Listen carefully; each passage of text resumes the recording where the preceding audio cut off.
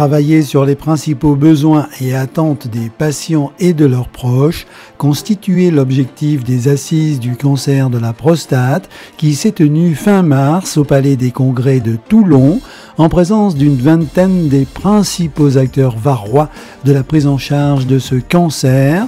Pour la première fois, ce sont les professionnels de la santé qui venaient consulter leurs patients. Alors c'est ça l'originalité de ces assises. Ce sont les patients qui viennent, c'est nous qui consultons les patients. Il y a des thématiques, cet après-midi il y aura des ateliers. Le suivi psychologique et les répercussions du diagnostic chez les patients sont très importantes. On en parle en cabinet. Mais là, nous allons insister sur les effets secondaires du traitement, le choix du traitement, les effets secondaires, et également sur l'impact psychologique qu'un tel diagnostic amène chez le patient et à son entourage. Nous avons discuté avec les aidants de la famille. Et ce qui est très original et singulier, une chose qui se fait très rarement. On parle souvent de technologie, d'intervention, de nouvelles molécules. Mais là, sur le suivi du terrain du patient, c'est eux qui vont nous apporter leur inquiétude, leurs souhaits et leur désir de mieux comprendre leur maladie. Faisant cause commune, des professionnels de santé et une centaine de patients et proches se sont réunis pour échanger sur le parcours de vie du patient à travers son vécu physique, psychologique et social. Je pense que d'abord c'est une réunion qui n'avait pas encore été organisée dans le Var et je croyais que c'était une bonne idée de l'avoir faite parce que j'ai depuis longtemps une expérience en cancérologie prostatique et je me rendais compte qu'il y avait vraiment un besoin de dialogue, d'écoute de la part des patients. Parce que les patients posent de plus en plus de questions, on n'a pas toujours les réponses, on est plusieurs intervenants à les prendre en charge dans le cancer de prostate. Et c'était bien de pouvoir fédérer un peu toutes ces questions sur un seul lieu et dans un moment d'échange privilégié. La question de fond, c'est comment mieux prendre en charge les patients, je crois. Et je trouve aussi que c'est non seulement évidemment une question fondamentale, mais on a à apprendre, nous, les spécialistes, on a à apprendre des patients parce que la question du dialogue et de la décision médicale partagée, elle n'a pas été forcément en haut de l'affiche pendant des années. Le dialogue était plutôt un monologue et des directives que le patient recevait. Mais maintenant, on a vraiment l'impression, depuis quelques années, et ça s'accélère, on a vraiment l'impression que la dynamique va dans le sens de ce dialogue et de ce partage de compétences, je dirais. Alors évidemment, il n'est pas question pour le patient de se substituer au médecin, mais véritablement, il y a la nécessité de travailler en commun avec les différents acteurs médicaux, paramédicaux, mais aussi entre le médecin et le patient. Au cours de la première partie de cette journée était exposée la présentation et la mise en perspective de l'enquête patient. Je trouve très positif qu'il y ait 80%, plus de 80% entre guillemets de dépistage réalisé par les médecins traitants. Ça veut dire pour moi qu'ils font leur travail.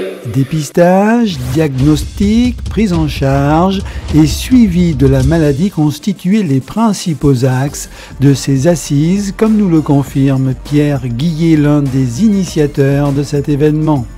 D'abord, c'est le nombre de patients atteints de cancer de la prostate qui n'arrête pas d'augmenter.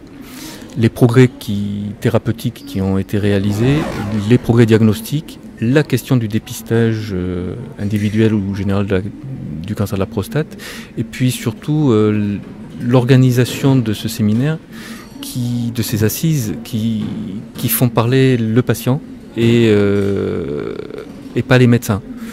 Alors certes, ce sont des médecins qui ont coordonné l'organisation, mais c'est les patients qui ont participé à une étude par questionnaire qui leur ont été distribués.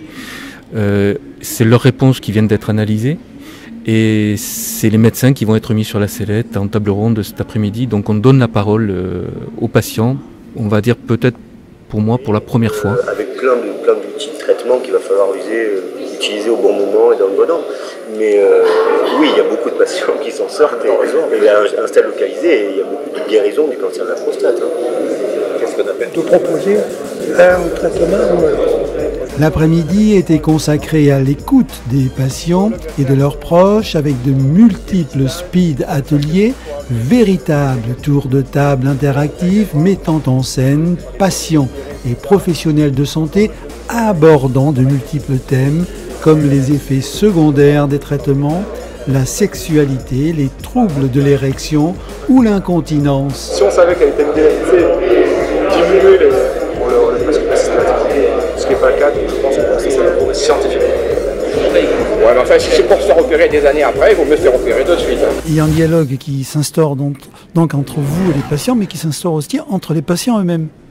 Oui, et effectivement, le fait de parfois s'isoler un peu dans une maladie qui est un petit peu tabou, le fait de pouvoir s'ouvrir aux autres, c'est quelque chose qui est assez intéressant parce que justement, le fait de se dire je suis pas seul dans ce cas, d'autres patients l'ont traversé et finalement s'en sont bien sortis.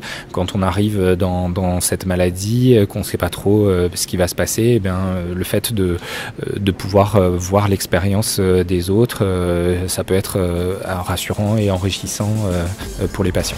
Une prise en charge globale du patient, véritable stratégie thérapeutique élaborée par une équipe soignante pluridisciplinaire, est essentielle, comme l'indique François Combe, urologue.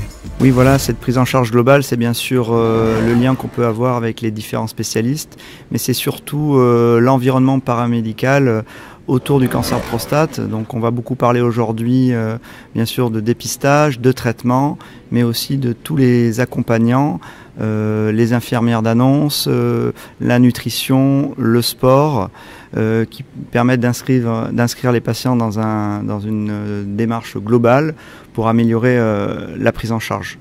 Donc c'est vraiment ce contexte global qui est intéressant. Dans votre cabinet, vous le retrouvez aussi, ce processus ? Alors oui, vraiment, on essaye de le développer. On a maintenant mis en place beaucoup plus de temps d'écoute et de parole dans la préparation des interventions, parce que étant urologue, effectivement, je cible plutôt la préparation des interventions chirurgicales, mais de plus en plus dans le suivi des traitements, que ces traitements soient médicaux ou chirurgicaux, et dans l'éducation thérapeutique de nos patients, car effectivement, lorsqu'on prescrit un traitement, c'est l'éducation thérapeutique et tout ce qui va autour qui va faire que ce traitement soit d'abord mieux accepté, mais surtout mieux efficace. La médecine générale reste l'un des facteurs prépondérants pour la découverte d'une pathologie cancéreuse de la prostate. Puisque nous sommes, nous généralistes, au premier plan de la découverte, du dépistage et de l'information du cancer de la prostate, on l'a vu à travers les enquêtes qui ont été effectuées par les patients présents à ce congrès, nous représentons 48% du pourcentage de découverte, d'information et du suivi du cancer de la prostate, ce qui pour la médecine est très important. Et faire en sorte que si peut-être monsieur sent le besoin de faire du sport, peut-être que l'autre monsieur n'a pas envie parce qu'il est claqué de douleur et que lui, il a l'impression que c'est une souffrance plutôt qu'autre chose. Oui, ça on s'est posé la question, est-ce qu'un régime avec les hypercalories peuvent aider la maladie à grossir? C'est une journée qui tombe fort à propos parce que ça permet de répondre à beaucoup de questions qu'on se pose dans ce cas-là. C'est mon cas, moi je suis en traitement de radiothérapie et j'ai plein d'informations qui vont me permettre de mieux supporter et d'accompagner ce traitement et cette maladie. Vous avez posé beaucoup de questions ? Quelques-unes. Et vous avez obtenu la réponse ? Oui, notamment au niveau des effets secondaires. On a obtenu des réponses et puis un peu sur l'évolution de la maladie, disons, dans le futur. Une fois que le traitement par radiothérapie est terminé, j'en sais un peu plus, disons, sur ce qui éventuellement peut arriver dans les 6 mois, 18 mois qui suivent. Mon sentiment, c'est à mon avis très constructif, aussi bien d'un côté comme de l'autre, c'est-à-dire aussi bien du côté patient, comme du côté faculté, c'est-à-dire les toubibs, quoi. Oui, je pense que c'est constructif et je pense que pour justement ce genre de maladie qui bien sûr fait toujours très peur, quelque part, ça peut effectivement peut-être rassurer certains en ayant un certain dialogue avec différents médecins, etc. On apprend quelque chose. Moi, pour ma part, je suis en ce moment entré en début de traitement. C'est l'inconnu. Et j'ai appris quelque chose. L'évolution de la maladie. Après les gens qui étaient à côté de moi. Le monsieur, mon voisin, était très atteint parce que il dit j'ai plus qu'à me mettre une balle dans la tête après avoir entendu tout ce qu'il avait entendu. Alors ça fait un peu curieux. Ça parce que le cancer de la prostate, c'est un cancer qui fait peur aux hommes.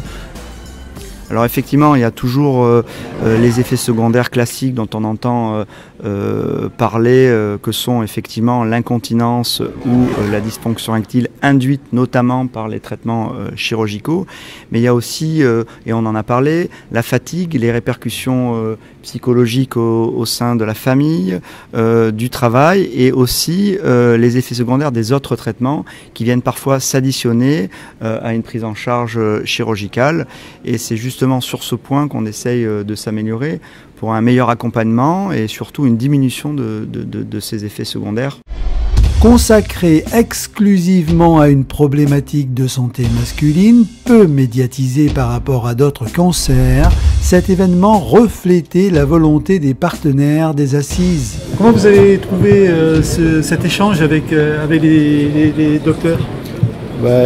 Pour moi, c'est très enrichissant parce que il y a un tas de sujets qui sont abordés un peu plus en profondeur que ce qu'on a l'habitude d'avoir au cabinet, puisque c'est en temps limité. Là on aborde des sujets qu'on n'aurait pas forcément pensé par nous-mêmes, et c'est très bien. Et vous êtes, je crois, aussi pour la complémentarité entre le fait de consulter un urologue, mais aussi un cancérologue. Tout à fait. Je pense que c'est un des rares cancers où on ne prend pas forcément l'avis d'un cancérologue. C'est pas une erreur, c'est simplement une constatation. Et je trouve que ce serait probablement utile, compte tenu de la multiplication des éléments diagnostiques un peu complexes qui arrivent maintenant, de la génétique qui arrive, des traitements qui se complexifient aussi et qui vont devoir s'échelonner dans un facteur temps qu'on doit prendre en compte dans le cancer de prostate. Mais tout ça fait que ces outils vont être probablement mieux pris en charge en commun que seul. Et donc, on ne pourra pas avoir un cancer de prostate et n'être traité que par un urologue ou par un radiothérapeute. Il faudra qu'à un moment donné, le cancérologue soit dans la boucle. Et la complémentarité, comme vous disiez, elle est essentielle. Elle est déjà de fait, mais elle doit être, je pense, aussi proposée aux patients parce que, encore une fois, si vous avez un cancer du poumon ou de l'estomac, vous rencontrez un cancérologue. Si vous avez un cancer de la prostate, c'est pas choquant que ce soit à l'identique. Madame, comment vous avez appréhendé cette journée ?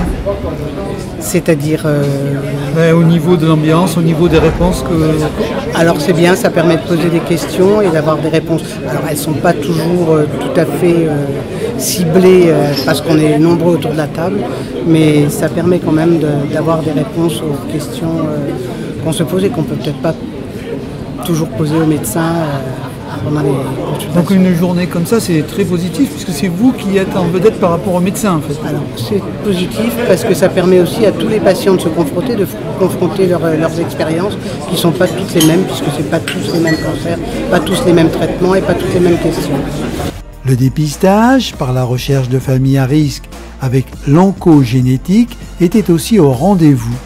Alors en général, c'est les médecins traitants ou les spécialistes cancérologues qui, interrogeant un malade, voient qu'autour de lui, il y a d'autres personnes qui ont été malades dans la famille, qui nous adressent à la consultation de génétique à Saint-Emus. On a des très bonnes relations en fait à l'intérieur du Var entre le privé, le public et nos collègues militaires. Et on travaille en réseau interrégional PACA-Corse. Et tous les malades sont pris en charge exactement de la même manière dans tout ce réseau qu'on appelle Hermion, qui est un réseau avec le même guide de bonne pratique, les mêmes référentiels, les mêmes livrets d'accueil et de suivi qui sont remis aux malades. Il a exactement la même prise en charge. Au lieu de faire voyager les malades, à l'intérieur de cette interrégion PACA-Corse, on fait voyager les tubes de sang plutôt que les malades, qui sont pris en charge de la même manière partout, mais proches de chez eux. J'ai appris des choses rassurantes et des choses qui vont aider au maintien d'un confort de vie. Et puis du suivi, des choses importantes pour la suite de la maladie de mon mari et du suivi qu'il aura. Moi je suis un cas particulier parce que je suis venu accompagner un ami dont moi personnellement je ne suis pas atteint par la maladie. Alors ce qui m'intéressait, c'est de voir un petit peu comment chacun vivait la maladie en dehors de l'ami que j'ai accompagné, parce que celui que j'ai accompagné il est particulièrement optimiste, mais je voulais voir un petit peu l'ensemble des personnes et je trouvais vraiment que c'était des gens très courageux et qui avaient énormément de recul par rapport à la maladie. Et ce dont je me suis rendu compte, c'est que les médecins y étaient pour beaucoup. C'est-à-dire qu'on sent qu'il y a une prise en compte de l'humain et non pas que de la pathologie. Et donc du coup, ça permet aux malades d'avoir un recul par rapport à la maladie. Voilà ce que j'ai pu remarquer de la journée en tous les cas. Et le fait de donner la parole aux patients comme ça pendant une journée? Ah ben ça c'est passionnant parce qu'en plus ça crée un rapport entre eux qui est différent que quand ils se retrouvent en salle d'attente quelque part, en chimiothérapie ou en radiothérapie. Et ensuite, ça donne aussi un rapport entre le médecin et le malade qui est complètement différent. Je suis certain que le médecin, ça doit lui apporter aussi beaucoup parce qu'il voit le malade dans un autre contexte, un peu à égalité d'homme à homme, je dirais. Et pour le patient, pareil, il voit le médecin d'homme à homme et donc ça crée un courant qui peut être que bénéfique, quoi. Et l'autre idée qui fait que la Ligue est partie prenante, c'est que l'ensemble des structures ont participé, qu'elles soient publiques, privées, militaires ou autres. Toutes les structures ont participé et ce sont des patients venant du Var-Ouest, de partout dans le Var-Ouest, même de hier, qui participent.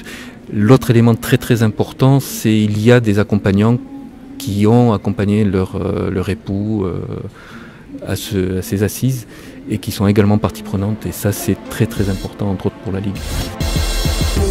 Cette manifestation inédite dans la région varoise est une contribution pour mieux faire connaître la maladie et un appel à mieux prendre en compte les attentes et besoins des hommes atteints du cancer de la prostate et de leurs proches.